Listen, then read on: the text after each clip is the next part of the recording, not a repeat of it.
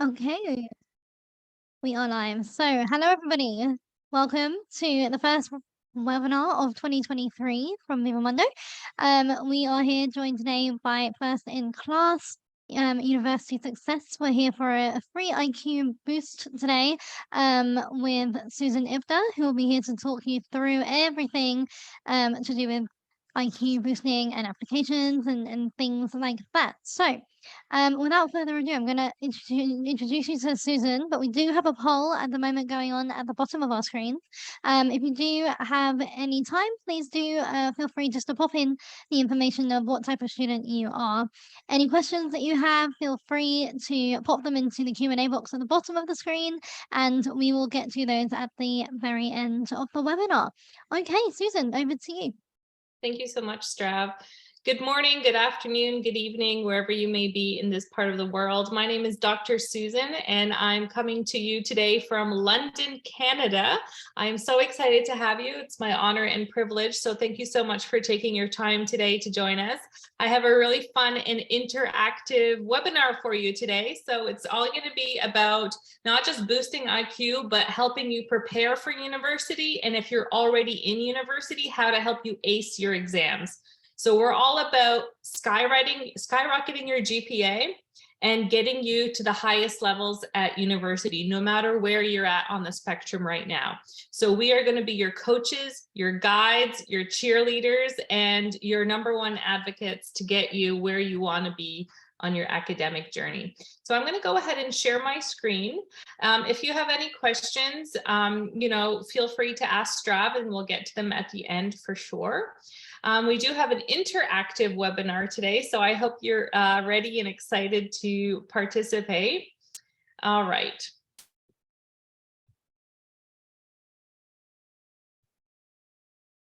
Oh, that's not where we want to start our presentation today. We want to start from the beginning. Bear with me, folks. Here we go. There we are. So welcome to our webinar hosted by First in Class. You can visit us at firstinclass.ca. So this is what we are going to do. We have sporadically throughout the presentation some fun, speedy IQ boosters for us to try. I have several success hacks for university and high school. I have an interactive online activity for you and a breakout room. So maybe we can do some group work. And then, of course, some bonuses and free stuff for joining me today. At the very end, we will have our Q&A. So what do you need for this webinar? Well, you're going to need a pencil or pen and paper, hopefully. If you don't have one, that's okay. A smartphone or a tablet in addition to whatever you're watching this webinar on. And that's because I have some online interactive activities. Again, it's your decision if you want to participate or not. Of course, I would invite you to, and I would be more than delighted if you did. All right, here's our first speedy IQ booster. I'm only going to give you a few seconds. So let's see if we can figure this one out. You have a few seconds to solve this. Which of the following, oh, I already have the answer up here. Oh no, which of the following does not belong? Why does my answer already show up? Oh dearie. Well, anyway, so it would be the last one. And so I want you to think, why would it be the last one? Because even when I was asking my other groups of students, they usually picked D. And the reason why they picked D was because they said there are 3 shaded in shapes, whereas all the other ones only have 2 shaded in shapes. But the answer is not D, so that one's kind of tricky. The answer is E, and the reason is that E is the one that has the plus sign on the other side or on the opposite corner than all the other ones. Okay, so you can see here that these are all in the same place, so they all belong together, whereas these shapes are mixed up and the plus sign is in the opposite corner, so it's actually E. Don't worry, I know my other ones do not show the answer right away. All right, let's do a really quick introduction. Who are we? Well, let's go take a visit to First in Class. So here's my website. Well, I should say our website. And we specialize in high school and university academic success. We do on-demand as well as live coaching in all of our programs. So when you sign up or register for any of our programs, we provide you on-demand videos, presentations, and templates that you can use on your schedule.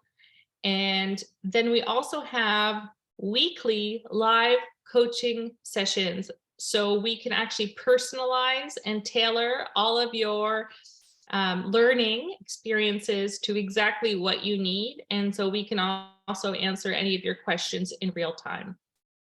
So here's our website. Lots of good stuff here. It's all backed by neuroscience. All the curricula has been developed by a PhD in education and curriculum, that would be me, and a neurosurgeon, which would be my partner. And we right now have 3 coaches. And in addition to me as a coach, I also have an anesthesiologist who was the former director of curriculum at the medical school, as well as a family physician who's doing her master's in education as well. So we have very highly trained coaches who are going to be there to help you succeed no matter where you are on the spectrum. Now, as for me, yes, I have a PhD now. I've won several awards for doing education and curriculum, but that's not where my journey started. So if we go to About Us, you can see the 2 founders, which would be me and Dr. Halim, who's a neurosurgeon. And you will see here, and this is when I used to look much better. I actually did not start off as a successful university student. So I had graduated high school at the top of my class. And I thought when I got to university, it was going to be just as easy as high school. So in high school, I never had to study. I just sat in the class, listened, didn't even take notes. And then when it was time for the exam, I would ace it. And I thought that was going to be how university was. So I ended up getting a full scholarship to university. And I thought I was like the bee's knees. I get to university and I almost fail. I'm at the bottom of the barrel. And then, depression sets in and you start saying, like, I thought I was smart. Like, why am I all of a sudden getting these terrible, horrific marks? And then so you start thinking like, okay, maybe I was never smart. And you start having like these imposter syndromes, and you just really start going down like this really, really horrible journey into the abyss. And it was just so terrible. And after that, I really started having to do some kind of self-reflection. Like, is this it? Like, am I not going to achieve my academic goals? Am I not going to get like the kind of jobs that I had thought about? And so when I finished my first degree, I thought, okay, I need a second chance, because there is no way that I'm going to be able to apply to any kind of professional school and get accepted with these low grades that I got in university. So I went and I did a second degree. And during that second degree, that's when I really started to understand myself, understand what happened, all the skills that I lacked, but also all the skills that I had, but I wasn't using. And from there on, I started really excelling. So my second degree, I started, getting those A grades, A+, A average, that kind of thing. And I got onto the Dean's honor roll. And it was at that point when I realized that I could redeem myself. But of course, I had wasted so much time in my first bachelor degree. But I said, I don't want that to happen to anyone else. So I actually went into teachers college after that. I won several awards for teachers college, for curriculum design. And then I ended up doing my PhD in curriculum as well. And the reason was because I didn't want anyone to go through that horrific journey of coming to university, being ill-prepared, thinking that it's going to be just like high school, but then lacking all of the skills that you need. And so the big difference between high school and university is being able to teach yourself. When you get into university, nobody's going to teach you. You cannot just sit there and think that somehow there's going to be information that's ready for you, and all you have to do is remember it. You really have to take an active approach, and you also have to have efficiency skills so that you're able to read all of your textbooks and study at the exact same time, get all your assignments ready, and be able to prepare for your exams, but also have a social life, also have being involved in your university clubs, all of those things. So you need those tools and strategies. And so one thing that I learned and that I've developed for First in Class is getting you the tools and getting you the practice. So as long as you have the tools and the practice, you can achieve anything, even if you were failing like I was at university. So that's the sad story with the happy ending. That's just a little bit about us. You can always go back on there and see what else we offer, but that's enough for now. All right. Do I have another speedy IQ booster? Please cross your fingers that the answer is not already there. All right. So before I show you, there's nothing realer than dreams. Your dreams are what keep you awake. They fuel your journey to a meaningful life. When you chase other people's dreams, you lose the happiness of your reality. So stick to your dreams. Here's your first hack. The first hack is to map your success. Don't just say, I want to be successful. I want to get good grades. I want to get into law school. I want to get into med school. I want to do my master's in engineering or whatever it might be. You actually have to map it. So the first thing is to actually get to know who you are. And sometimes when we approach goals, we imagine an idealized version of ourselves and we want to change who we are. But the first step to success is to accept who you are, not change who you are. We want to change our habits, maybe. We want to maybe create new schedules, but never change who we are. So whatever my motivations are, whatever my natural inclinations are, whatever my personality is, it's got to be the baseline and the foundation for everything that I do. So when I make a schedule and I'm saying, okay, I'm going to wake up at 6 a.m. If I'm not an early bird, why am I scheduling waking up at 6 a.m.?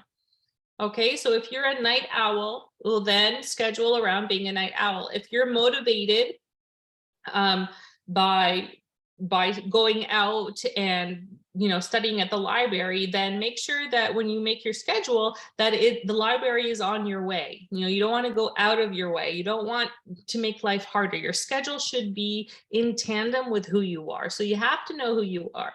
Then you have to know where you're going, and you want to know why you want to go there. Is it because you think that people will respect you? Is it because it's something that you've thought you've always wanted? Is it because it's going to get you a lot of money, a lot of fame? You think you're going to help the world somehow, change people's lives, help individuals, help communities, help, on the global scale. You want to know why, what your motivation is, and then you want to keep reminding yourself so you don't get lost. So it really is a map. And I just want to show you that it's a fact.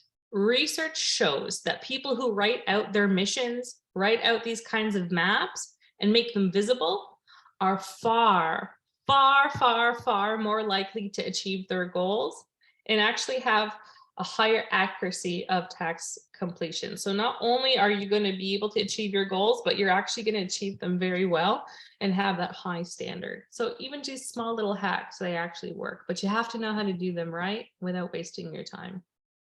So we would start with our profile. Now, initially I was thinking maybe you could do it, but just for the sake of saving time, something to think about, and maybe you can do on your own time. But you could create like a little brainstorm like I have here and think, what do I love doing in my own time? What keeps my brain intrigued? What are my strategies for efficiency? What is my dream career and why? Why do I believe my goals suit me? And why do I deserve to be successful? So here's something that I've done for myself. My dream career, by the way, is what I do now, but it took a long, long, long way to get there. And before that, I had different goals. I wanted to be an engineer. But then, of course, I told you I did really poorly in my first bachelor. So that didn't happen. I had to make new changes. But then once I realized that I had all of these strategies and secrets and understandings about education and how to do well in university, that became my new passion.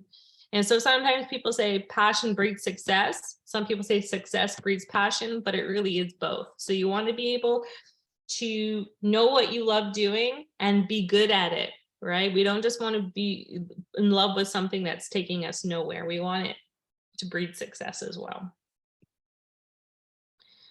So once you map your profile out, that's a great way to start your success journey. And in first in class, I actually show you how to make a really beautiful and inspiring map. But the profile is just like a brainstorm. But what you want to do is you really want to integrate all of those insights about yourself into your schedule and into your positive affirmations. And all of this is neuropsychology. And so we're actually going to use neuropsychology, how your brain, you specifically, how it works for you. And we're going to help you boost your IQ. So what does that mean? It's going to help you read faster, understand what you read a lot more deeply, and obviously efficiency. So you don't have to spend so much time studying because you're going to be learning while you are in class. You're going to be self-teaching. And that self-teaching and that practice, that recall, that review, all of that is really going to decrease your stress and your study time, which is what we want. All right, so if you have your smartphone, if you could please, from your smartphone, scan this barcode. We're going to do a Mentimeter activity. So it's going to be interactive. It's going to be anonymous. Don't worry. So your name or picture or anything like that is not going to show up. There's no login or anything like that. You don't need to put in an email. Just scan the barcode. And I have a few questions for you. And I think it will be fun. So I'm going to give about 5 seconds. Just make sure everyone scans the barcode, and then I'm going to load it up on my end.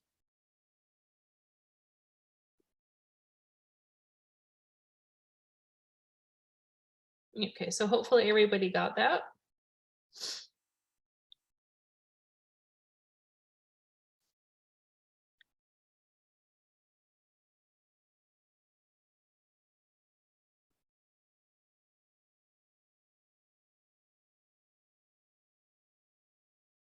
Okay, so if I go back here,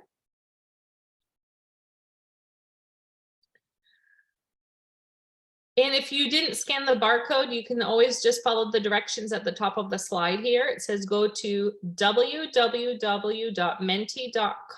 and use this code here, starting with the 3. All right. Do I only have one answer? Okay, I have one answer, and their mission is to develop real-world problem-solving skills. That's good because I actually have an activity today doing problem solving, so that's going to be great. All right, let's go to the next one. What are your top study tips? Oh, oops. What is this do? One moment, please. What are your top study tips?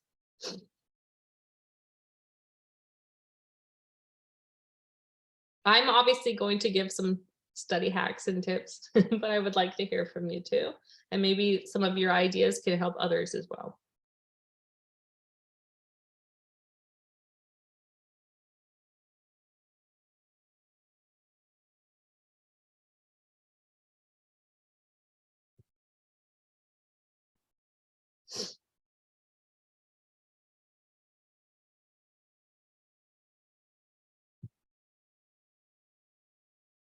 Okay, doesn't look like I have anyone on here, but that's okay. You can just brainstorm. If you did want to give somebody a tip, what would it be? And then the last one here, and I think I saw some, yep, I think I saw some answers here.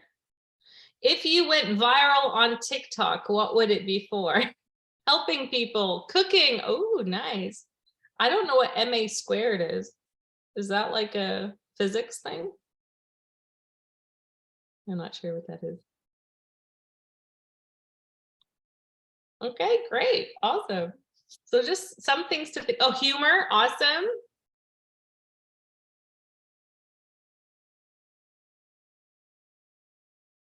Oh, to be young again. I don't even know what I would want to, I don't even know if I would want to even go on TikTok. I'm so old and decrepit. I would have to have somebody just like following me around and making fun of me in order for it to go viral. Look at how the old people live. All right. Healthy food tips. I actually need that. Whoever wrote that should email me and give me some healthy food tips. Giving myself an ulcer here with all the coffee I drink. Okay, fantastic. So thank you so much. So that's just a great way for you to think about who you are, what motivates you.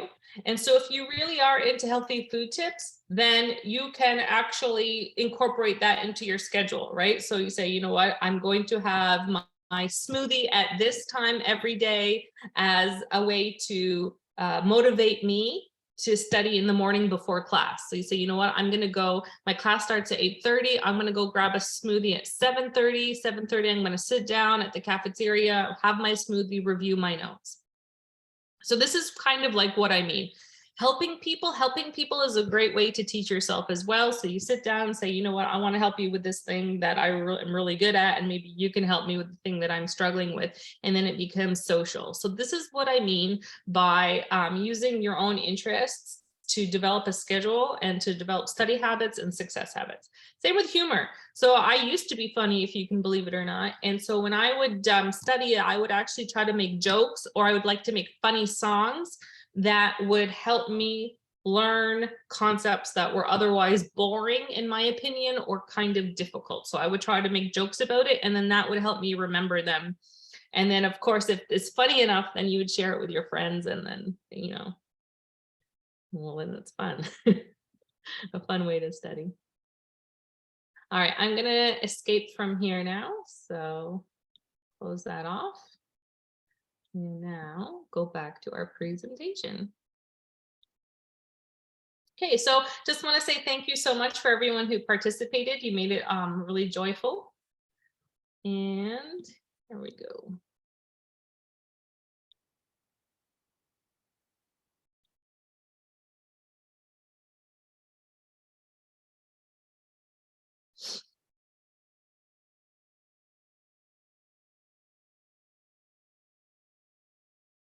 Okay, so here I have your next question. What happened here? Okay, I'm just going to stop my video because maybe my video is causing some problems.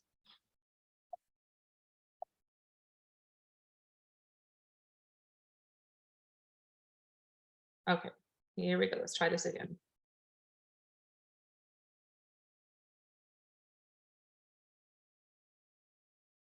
Okay, so here I have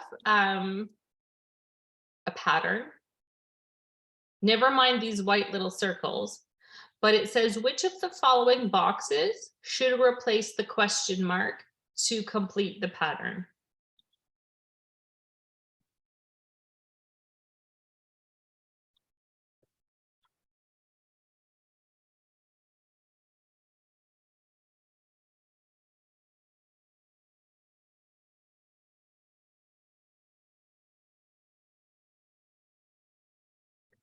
So if we look at it, what we do is we actually count the boxes in each row. So if or in each column, I should say. So here I put some white dots just to show you that we're counting. So 1, 2, 3, 4, 5 here. 1, 2, 3, 4, 5, 1, 2, 3, 4, 5. So in the second column, we have 5 dots. Let's look at the third column. 1, 2, 3, 4, 5, 6. Okay, let's look below. 1, 2, 3, 4, 5, 6. Yep. 1, 2, 3, 4, 5, 6. Okay, so that means I have 5 here, 6 here. What about the first column? 1, 2, 3, 4. Okay, 1, 2, 3, 4. So everything in the first column should have 4. So all I have to do is look at the bottom and find out which one has 4. Well, it looks like D is the only one with 4, so the answer would be D. So these kind of questions are really, really good for several reasons. One of them being, obviously, it helps you see things in a different way, helps you see patterns, which is very good for even university textbook reading. helps you make connections, which is very good for neurogenesis and neuroplasticity, which helps you become more efficient. And I can explain that later. But also, when you're doing any kind of standardized tests, so GMAT, LSAT, MCAT, for, business or law or medicine, as well as a lot of companies, when they're recruiting, they actually have questions like this. So you're going to see these questions in academia, but also you're going to see them when you're looking for a job. All right, here's your second hack. It's called growth mindset. Now, unlike most people, when they talk about growth mindset, I actually help you achieve growth mindset really, really quickly. I don't like to dwell on it because I think that it's something that you have to really practice. And that's what the coaching really does. It really gets you into the growth mindset. So what is a growth mindset? It's orienting you towards learning, accepting challenges, learning from mistakes, resiliency, and just being excited to improve rather than being excited to be perfect. And I don't know if you folks are like me, but when I was in high school, I was a type A personality, and my motivation was always fear of failing. I never had joy. So if I got perfect on a test or perfect on an assignment, I rarely felt joy. I always felt relief. And that's not the way we want to live our life. We want to look forward to things, right? We want to feel joy, sense of accomplishment, and understand that our achievements mean something, right? We don't want to take it for granted and say, no, I have to be perfect otherwise. What you want to do is you want to learn, and the perfection comes from that. And until the perfection is just like on auto drive. Okay. And that's actually what happened with me. As soon as I got my mojo, as soon as I got my strategy, as soon as I understood all this growth mindset stuff, like it was honestly like almost every year getting awards, just being on fire. And because I had no more fear anymore. So a growth mindset would welcome challenges, not avoid them. So before I had growth mindset, I would avoid anything that I thought that I would fail or I wouldn't get perfect on. And I would, try to take bird courses that were super easy so I could get my GPA up. A growth mindset would persist. Even if somebody gave us criticism, we wouldn't shut down. We wouldn't feel hurt or broken if somebody gave us constructive criticism, or even if it was just criticism for the sake of being mean. We would know who we are. We would know that if somebody was being critical for no reason, that's their problem, not ours. We would seek feedback. So I was always somebody who was so shy from feedback, and I was scared to read, any kind of comments like, oh, what are they going to say? No, somebody with a growth mindset actually wants to seek feedback. So how can I do better? What did I do right? What did I do really well? And what can I improve upon? Somebody with the growth mindset sees setbacks as an opportunity, not an obstacle. You would say, okay, this is a great opportunity for me to do better. And it's so cliche, but like all of those famous billionaires and all those people that come out and start giving you lectures about how they succeeded, they always tell you that they first failed miserably. And growth mindset is all about maximum effort with minimum time. And that's the best.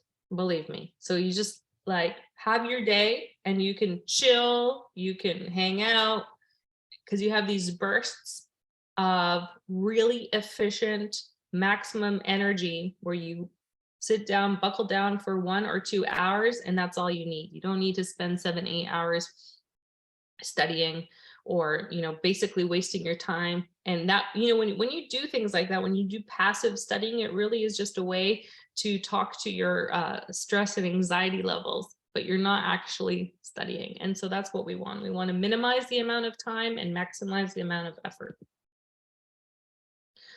All right, so here is an activity that we can do to help us with our growth mindset. Now, just for the sake of time, we're not going to do it, but I would hope that you would take a glance at it and think to yourself, how would I change these language frames when I speak to myself so that I can actually empower myself rather than deflate myself. Excuse me, sorry. So for example, I used to always say things like, oh, I'm not doing this, it's so boring.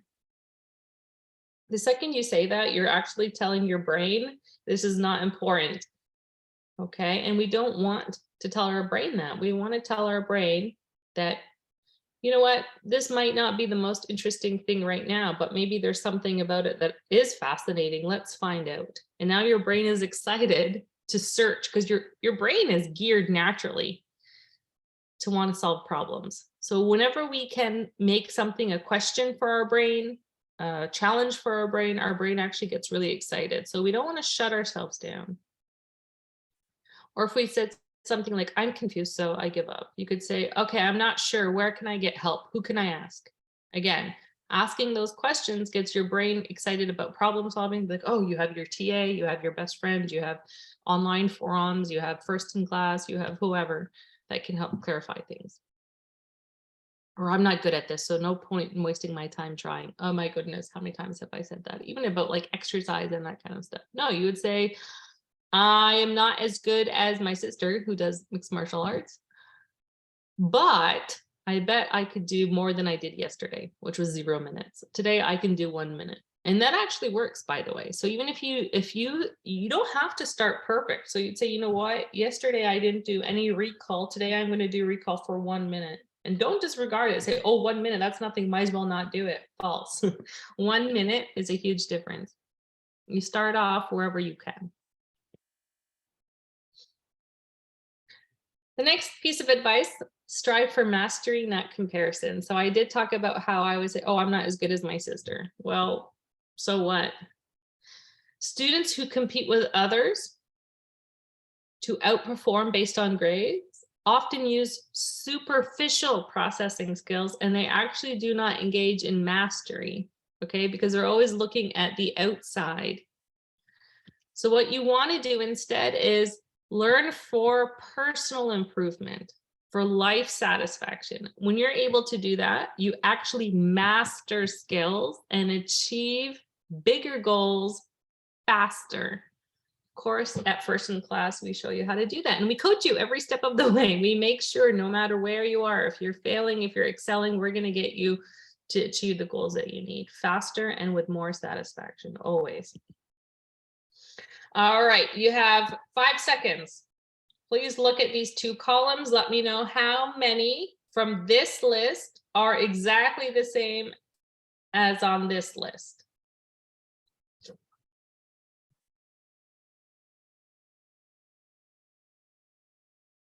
That's all the time you get. The answer is 2.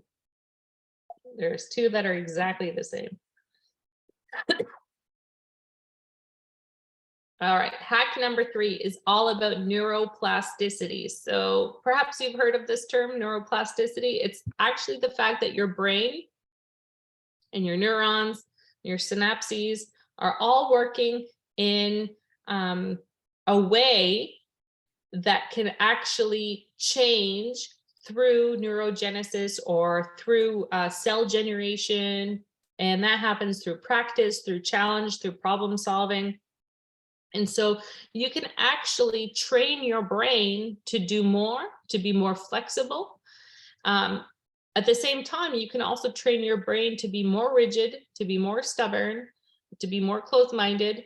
And that is by keeping your same habits over and over again, by not making small little changes. So to have a flexible brain, you just have to have a flexible mindset and then start making those small changes. Learning a new language is one of the best ways to make your brain nice and flexible. And it's like an elastic band. If you don't stretch it, then it stays in the same position. But if you stretch it, it can move in many different ways wherever you need it to do. That way, learning new things becomes so much easier. So even if I learn a new language, now my brain is actually more excited and able to learn about physics. It's like that. So let's see what I have for you here. Oh, I have a video, but we don't have to watch it, but it is really funny. So I just want to say, do you remember the song Head and Shoulders, Knees and Toes from when we were kids? The reason why that song is so good and everywhere people sing it to learn about the body parts is because it's physical. There's a one-to-one correspondence that makes the abstract concrete. So if I say head, I'm pointing to my head, and I say shoulders, knees, and toes. It's a one-to-one correspondence. I'm touching the object so I can link it with the abstract name. I use emotion when I'm singing, music, dancing, all of these things make a huge imprint affectively, and obviously for your brain, for your neuroplasticity and your neurogenesis, it becomes really easy. So why am I saying that? Everyone knows, their body parts. My point is to get a perfect score, incorporate these secrets to self-teaching. So if you're doing the Krebs cycle in biology, if you're doing the economic cycles in business class, whatever you're doing, think of ways that you can touch things to make one-to-one correspondence. So it's not just abstract. You're not just closing your eyes and trying to imagine. Can you draw a diagram? Can you build a 3D model? So everyone that I know that has been super successful, when I say super successful at university, I mean like 99%, okay? Including our one of our co-founders who's a neurosurgeon. How did they do it? It was by drawing diagrams, making 3D models, which don't have to be anything like, you're like, oh my God, 3D, no, like you could use Play-Doh, you could use construction paper. And these things make all the difference in the world. You actually don't have to have a 200 IQ to get in the 99th percentile. In fact, some of the smartest people fail university. So it's not about that. We want you to have a high IQ that works for you. That's the most important.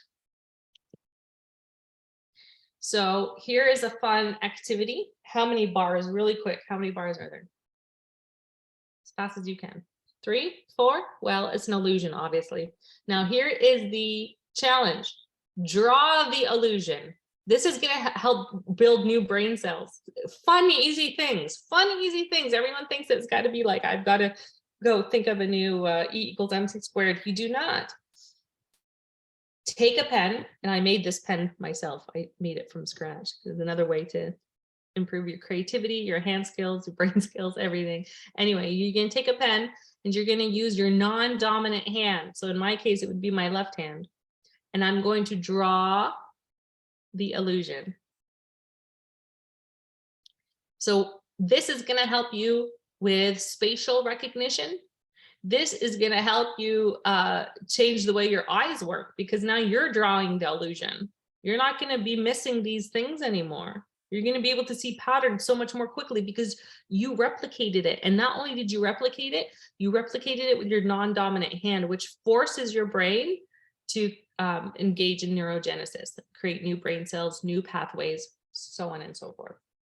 What a fun, easy way to build your brain.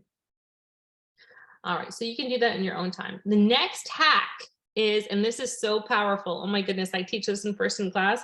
And so I actually go through textbooks and I show you exactly how to do this. This is called making connections.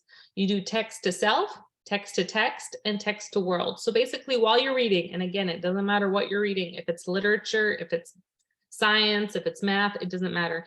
And you say, is this something that I've experienced in my own life? Or is it similar? You're going to create like metaphors, similes.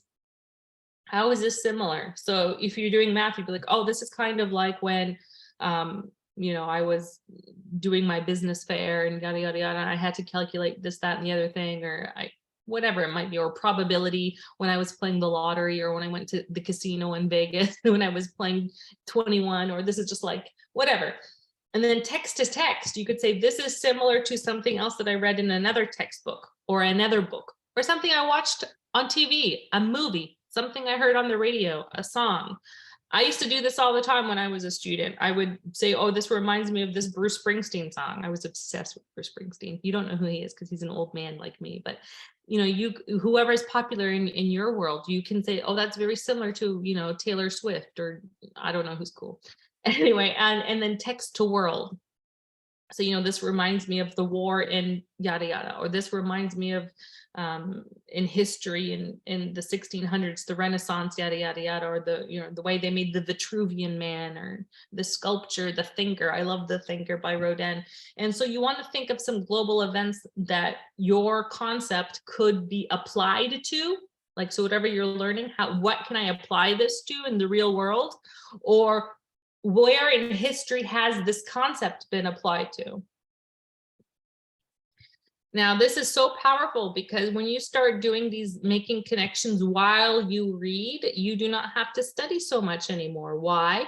Because again, it's the neuroplasticity and neurogenesis. It's the affective. I'm connecting it to memories I already have, connecting it to knowledge I already have. So I'm saving so much brain power and having to learn something new from scratch. I could retain information that much longer because I've connected it to neural pathways that have already been created in my mind. And I get to learn multiple subjects all at once. So if I'm making connections from economics to calculus to biology to literature to whatever I'm doing, then I'm learning concepts that are transdiscipline, right, across disciplines. And so I don't have to keep studying things one by one. Instead, it's more of like an octopus, right? You got your tentacles everywhere all at the same time. And of course, we have lots of practice. We have lots of coaching on this as well. And we use your textbooks, whatever it is that you're learning, right? We are going to help you. So here are some hacks that you can do starting today. Get some positive affirmations. Or even some goals, like I am on time every day for the bus. I do run every day for 15 minutes before breakfast. Whatever your affirmation is, I deserve success because I'm a good person, or because I want to help people, or because I have healthy food tips that I want to share with the world, whatever it might be. Write it in your non-dominant hand, okay? Change lyrics to a song and act it out. I used to do this all the time when I was studying biology, everything. And then when I was teaching, because I also was a professor, I taught all of my high school teacher students. So I actually taught teachers. And so I would teach them how to do that. And they came up with the best songs, and I still remember them.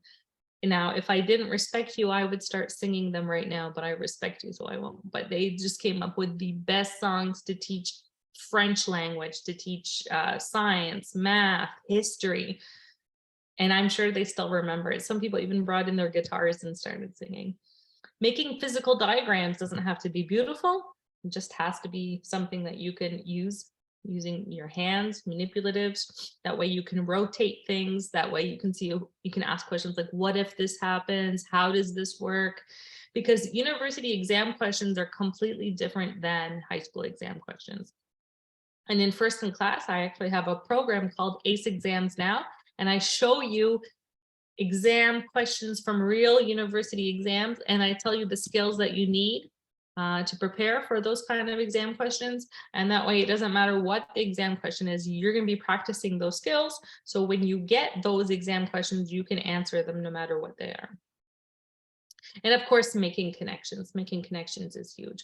So I really, really hope that you start using these things. 1, 2, 3, 4. If you start using these things starting today, I'm telling you, you're going to do well. All right, here comes a speedy IQ booster. Frontier is to country as what? So this is called metaphorical thinking.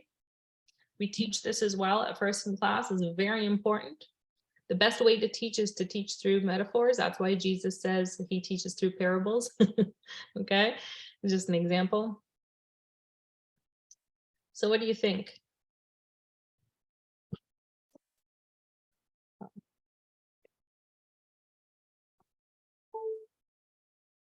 It is midnight today. And the reason why it's midnight today is because the frontier is kind of like the most furthest boundary.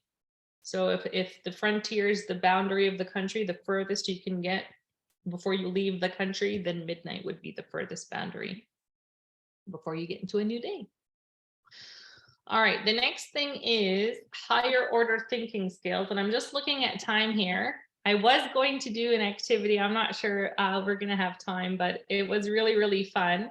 So higher order thinking skills take you to the top. So here are some of the skills that you would need. And obviously we teach how to use them. And then I had a really fun activity. I don't think we have time, but what I will do is show you what the activity is. That way, if you folks want to do it, you can. And I will actually put it in the chat box as well. So I'm going to see if I can attach. Oh, I cannot attach anything. That's okay. So I'm just going to click on here. This is the activity. And I can email it to you as well, which I probably will do.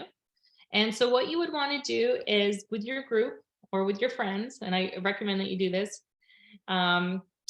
you look at this scenario, it's real world problem solving. This is NASA problem solving.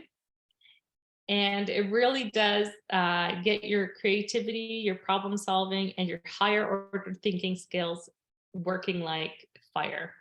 So imagine you are a member of a space crew. You're originally scheduled to rendezvous with a mothership on the lighted surface of the moon. Due to technical difficulties, however, your ship was forced to land at some spot 200 miles from the rendezvous point. During the crash landing, much of the equipment aboard was damaged, and since survival depends on reaching the mothership, the most critical items available must be chosen for the trip. So you can only choose some of the equipment. So what you need to do is rank the types of equipment in terms of the importance, 1 being the most important and 15 being the least important. Now, when I've done this with students, we've gotten to huge debates about what should be number 1. Well, actually, no, number 1, everyone agreed on, and number 15, everyone agreed on. So that's pretty interesting. But when it comes to some of the stuff in the middle, there's a lot of debate, and that's what we want. We really want, can you articulate, can you have critical thinking, like, because what you want to do is like a parachute silk. So some people say, oh, that's not important, there's no atmosphere for me to use it. But then another student would say, well, you don't have to use it as a parachute, you could use it as so and so. So it's the creative thinking. So what I'll do is I'll email you this activity, which you can do with your friends. And then if you wanted to email me back and I can give you the official answers and you can compare them with what you have. So this is a great problem solving activity and survival too. Like, would you be able to survive? Not just in space, but in the wilderness? Okay. So I'm just gonna go over here.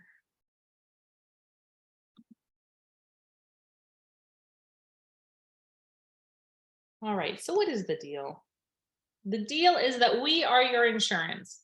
Okay, so if you are in university right now, we are going to make sure that you ace all of your exams, you skyrocket your GPA, you get into the professional program that you want to get into. If it's grad school, medical school, law school, Harvard school, which I have Harvard certification, by the way, we would help you boost your IQ so that we can reduce your stress, increase your joy, reduce any time that you're spending, and achieve all your academic goals.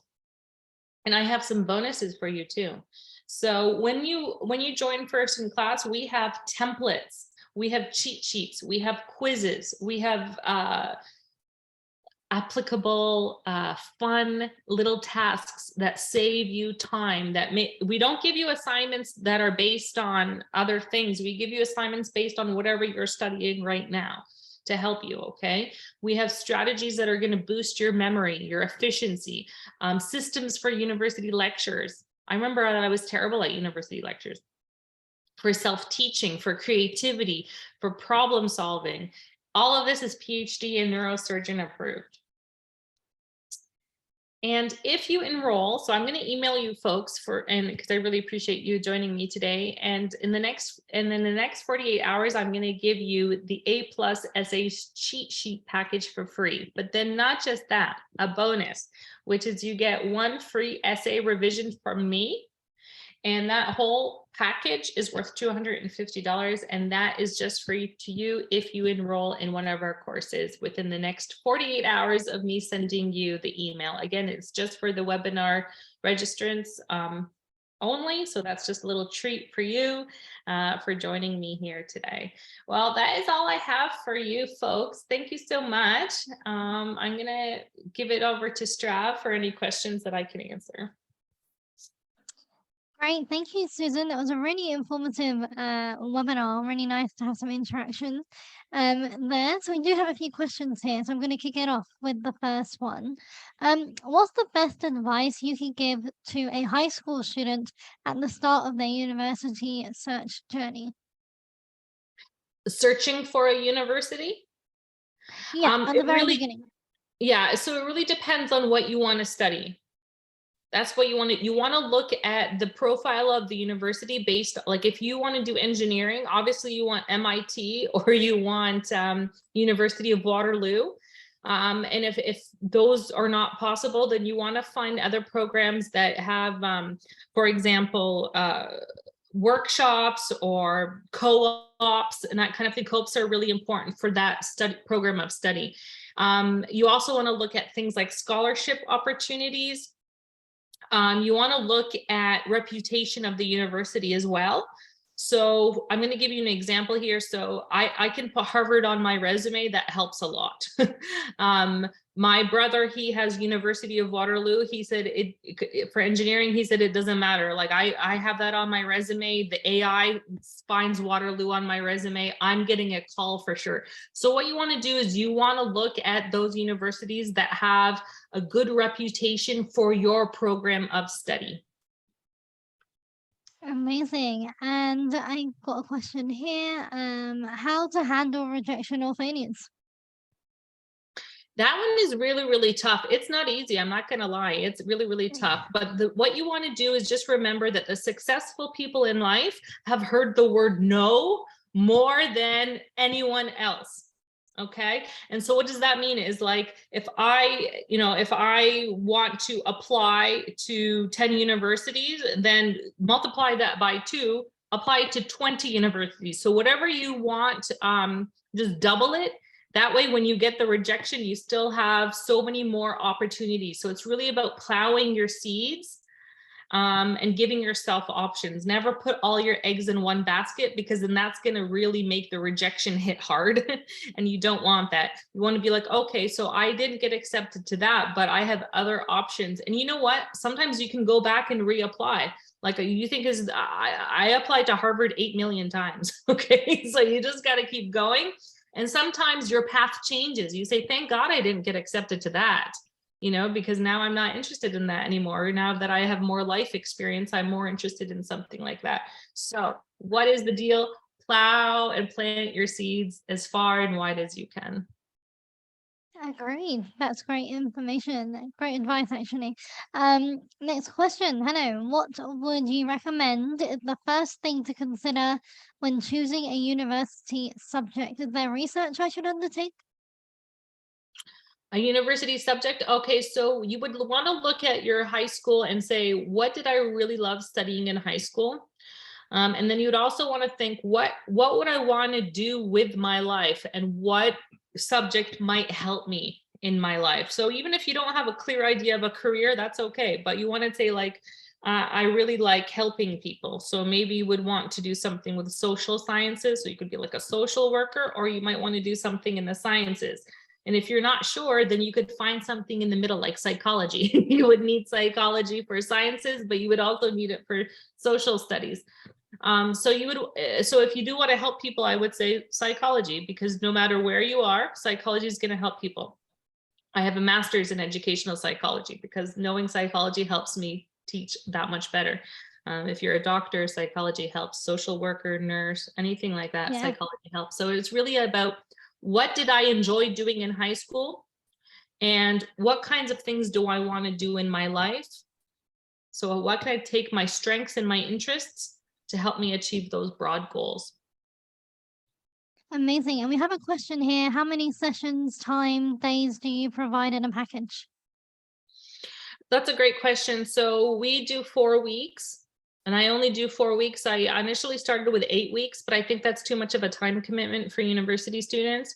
So we do Yeah. 4 weeks and we make them count. So what we do is I give 2 live coaching sessions a week.